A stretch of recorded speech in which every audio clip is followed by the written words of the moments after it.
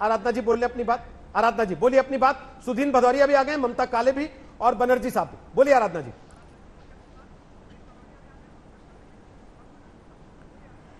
सबसे बड़ी बात यह है रोहित जी कि आज उत्तर प्रदेश एक बार फिर पूरे देश और पूरी दुनिया में शर्मसार हो चुका है। क्या कसूर था उस बेटी का कि भारतीय जनता पार्टी की सरकार में एक बेटी पैदा हुई है? क्या कसूर था उस बेटी का कि वो एक दलित के घर पैदा हुई?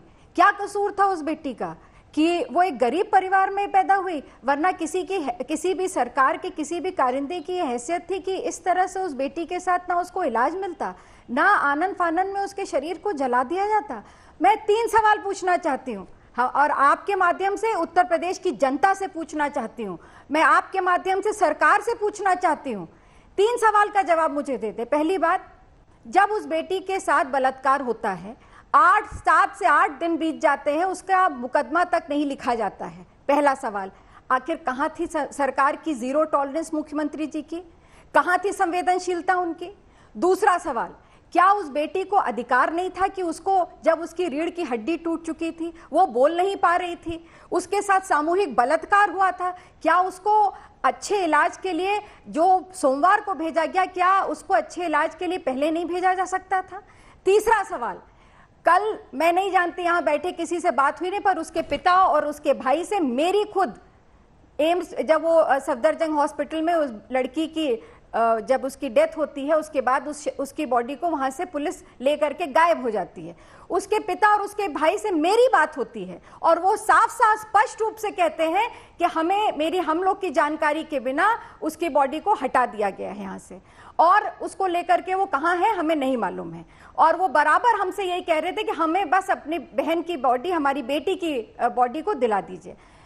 एक अंतिम सवाल है, हिंदू धर्म में रात में सूर्यास्त के बाद ये हिंदुत्व के ठेकेदार बनते हैं ना, मैं पूछना चाहती हूं, हिंदू धर्म में क्या सूर्यास्त के बाद अंतिम संस्कार करना वर्जित है? नहीं, ये इन्हें नहीं मालूम था। ऐसी कौन सी जल्दी थी? 2:30 बजे इन्होंने किया। अरे अगर परिवार की सहमति थी, जैसा मंत्री जी कह रहे हैं, जैसा सरकार कह रही, जैसा प्रशासन कह रही, तो 2 घंटे 3 घंटे और इंतजार कर लेते। सरकार अगर परिवार की सहमति थी तो उसके बाद उसका संस्कार कर देते रीत रिवाज के हिसाब से। और जितने फुटेज आपके चैनल पे देखे, पूरे देश के सभी चैनलों पे देखे, उनके परिवार का कोई सदस्य मुझे तो नहीं दिखाई दिया उस अंतिम संस्कार। ये सवाल संजय सिंह ने भी उठाया कि परिवार के सदस्यों को बाद में वहां लकड़ी डालते हुए देखा, लेकिन किसी ने मुखाग्नि नहीं दी। मोहसिन रजा जवाब दीजिए, जो 2 लोगों ने आपसे सवाल पूछा, फिर मैं ममता काले और बनर्जी साहब से भी पूछूंगा।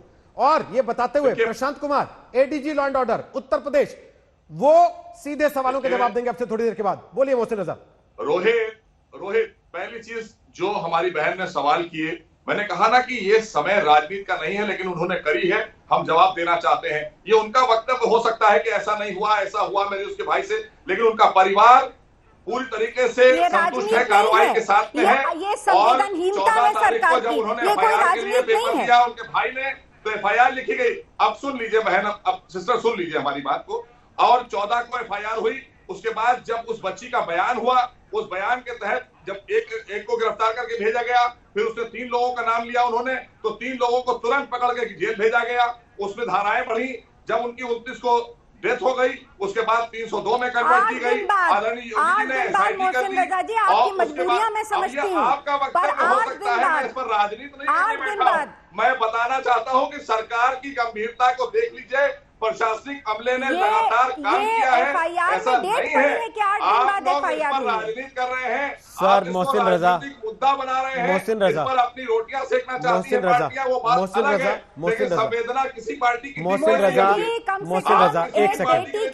आराधना जी, एक सेकंड, मेरा एक सवाल है, मैं आप दोनों को रोक रहा हूँ, एक सवाल पूछना चाहता हूँ, प्लीज सुन लीजिए मंत्री जी।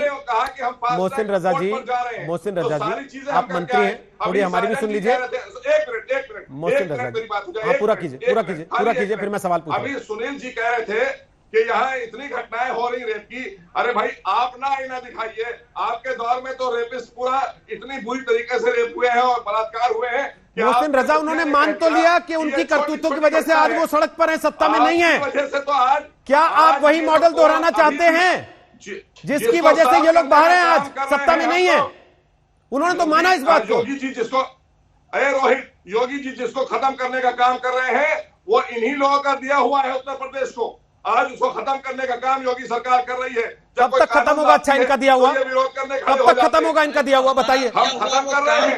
नहीं, अगर इन्हीं का दिया है तो कब तक खत्म होगा वो बताइए ना। चीजें करेंगे कि अपराधियों को ऐसी सजा मोहसिन मिले। रजा, एक सवाल बड़ा सीधा सीधा पूछ रहा हूं आपसे और बार बार पूछ रहा हूं, दोहरा के पूछ रहा हूं। सुनील जी झगड़ा नहीं प्लीज, एक सेकंड, झगड़ा नहीं चाहिए, झगड़ा नहीं चाहिए। सुनील जी प्लीज, सुनील यादव, सुनील यादव एक सेकंड। ठाकुर पंडित मत ढूंढिए। मोहसिन रजा मेरी बात सुन लीजिए। अब आप पंडित मत ढूंढिए। अच्छा, आप मेरी बात सुनिए।